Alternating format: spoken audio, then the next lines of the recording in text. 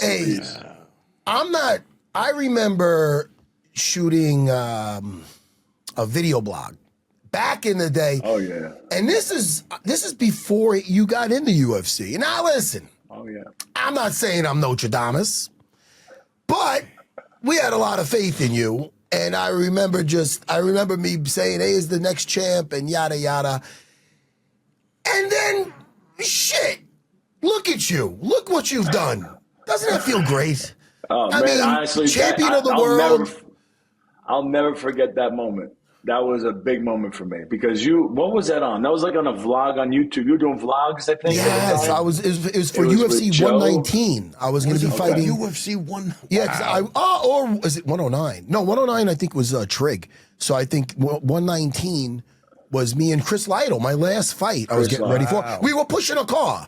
We were pushing a car at Longo's. Yeah. Remember? And then you were in the. I'm like, look, there he is. We were pushing the car, and then we were coming inside and doing something. Versaclimber and some other shit. Versaclimbers and shit. Stuff I'd never do again in my life. So it's great. Yeah, terrible. It was brutal.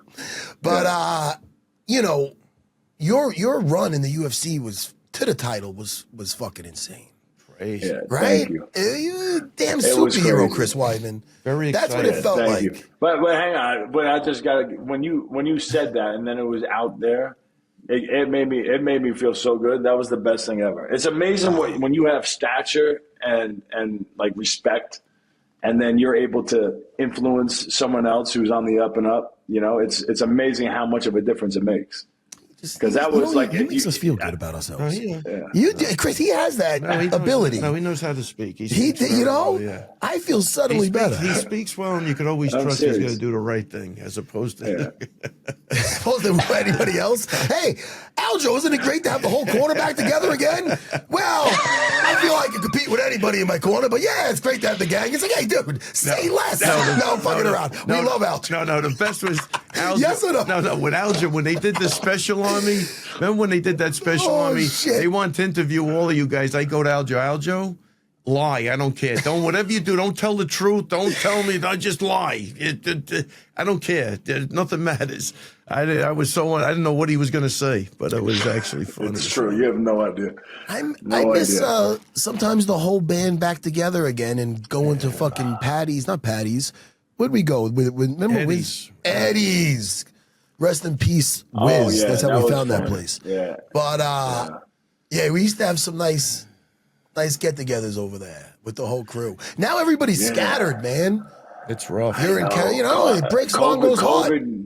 COVID kind of killed everything. Cool. It's crazy. You know what's weird about the COVID though? It really did great for my life in a sense where it got rid of my one school, which I would have kept afloat because I was used to doing it, but I didn't need it. Things are so much better now at my school.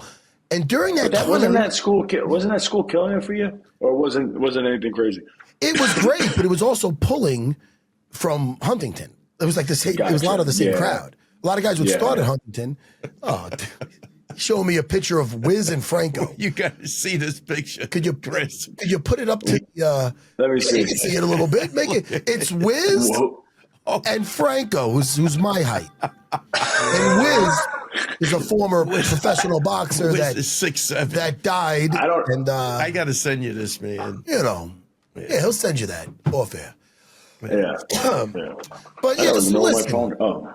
Hey, the title was phenomenal. Isn't it amazing that the guy to the right of me, yours wasn't as big of an upset, and that's a good. I'm saying that. I'm saying mine's the bigger upset in a sense. And that's an insult more than me because nobody thought I had a chance.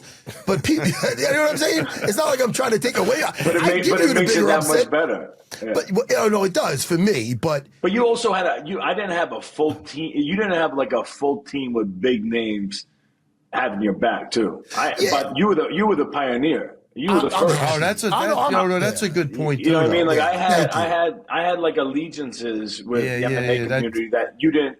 You didn't have that's yet. A good point. Like you got me linked in with the Renzo Gracie teams, right? And then GSP's coming down there. He happens to see me there. Now he's talking good about me. You guys, of course, you're talking good about me. Longo's talking about me. He's already now a credentialed coach who's had a world champion, so people listen more intently. So I just feel like it's just, I think it was less of an upset only because I had a good team behind me.